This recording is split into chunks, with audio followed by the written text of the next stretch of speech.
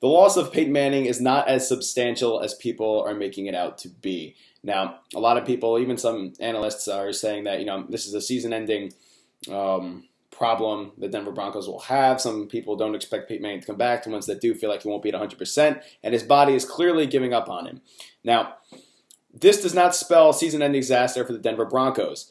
Let's look at Peyton Manning individually as a player. He's completing 59.9% of his passes, 9 touchdowns, 17 interceptions. Now, this is a player whose offense, I can't believe I'm saying this about Peyton Manning, but the Denver defense and special teams through the first 6 weeks outscored the Denver offense. So it's not like Peyton Manning was doing a prolific job of efficiently moving this ball downfield. Now, there are abundance of reasons for that. The offensive line was shaky, and they cannot develop a running game. So you took Peyton Manning out of his element in this Gary Kubiak system that was dependent on running the ball and setting him up on 3rd and shorts and developing a short passing scheme that worked with him in Baltimore, except that instead of 3rd and short, you got 3rd and 8, 3rd and 9 because the Denver running game simply was non-existent and pass protection was horrendous. Now, the Denver defense made up for that by playing, substantial. They were the best defense in the league through the first 6 weeks.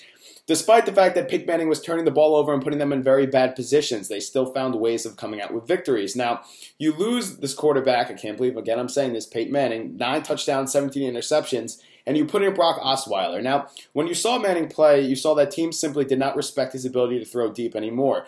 A perfect example of this is that Demaryius Thomas, one of the best receivers in the league at completing wide receiver screens and getting not just yardage, but an abundance of yards. He's probably the best screen receiver in the league. You simply don't see that from him. And it's because teams are scheming to put pressure up the middle on Peyton Manning, force him to throw outside or press and force him to throw long. Throws that he's having substantial problems completing. If you see him on deep passes, he doesn't get air under the ball anymore, showing good arm strength. He's either forcing it downfield, and it's either overthrown because it's more like a bullet pass. Again, there's no air under the ball. Or it's an underthrown ball with no air under it, and not only are defenders able to contest the throw, but they're able to make plays on the ball itself. This is where you see a lot of his interceptions come from. So you put in a potential Brock Osweiler who has a strong arm, and if the Denver offense can find ways of stretching an opponent's defense, forcing them to respect the Denver wide receivers, this might, again, I'm not a coach, find a way of identifying what coverage it is pre-snap and then putting Brock Osweiler in a position to force defenses to respect the playmaking ability of Demaryius Thomas and Emmanuel Sanders, 2 very, very talented wide receivers. This could potentially be the best duo in the league. If you put any quarterback and you were to take any receiving core in the league, Denver's receiving core would be top 2, if not number 1. Now, excluding tight end. Now, if Brock Osweiler can find a way of limiting mistakes and forcing defenses to respect the playmaking ability of his receivers, identifying the coverage, understanding when it's man, and then these receivers can beat man coverage. They're extremely talented. The Denver offense can maybe find a way of taking that extra man out of the box, getting the running game going, and having a quarterback whose arm is lively. One thing Brock Osweiler can do that you can see just off the eye test is he is a very strong, very live arm. He's a 6'7" quarterback.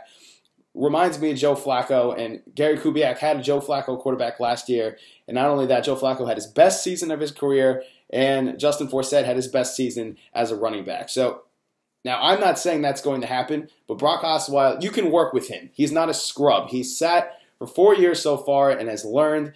You see what's happening with Tyrod Taylor with the QB that has been able to sit back and learn. You see the example of Aaron Rodgers when he was able to sit back and learn. It's not like you're getting a rookie quarterback and throwing him to the mix, even though that's exactly what happened last week, except Brock Osweiler obviously didn't expect to come in, and I know what the saying is, backup quarterbacks need to be ready on a moment's notice, but that wasn't fair to simply judge him on half a quarter of football when he got spot started for Peyton Manning that presumably was injured, but no one expected him to come out of the game.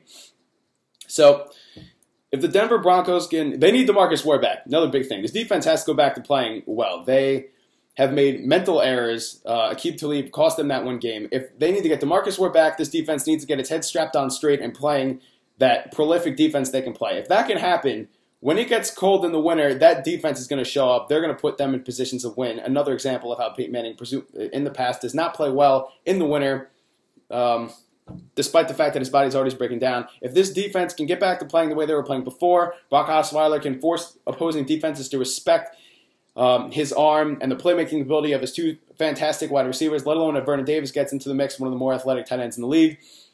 Denver offense can produce more than it's been producing. There's no reason to believe it can't. The running game has already been bad. The offensive line protection has already been bad. And you're replacing a quarterback that was 9 touchdowns, 17 interceptions. You can only go up from here.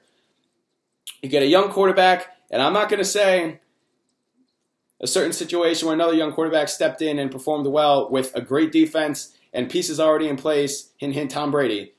You cannot make that comparison. It's not even fair, but crazier things have happened.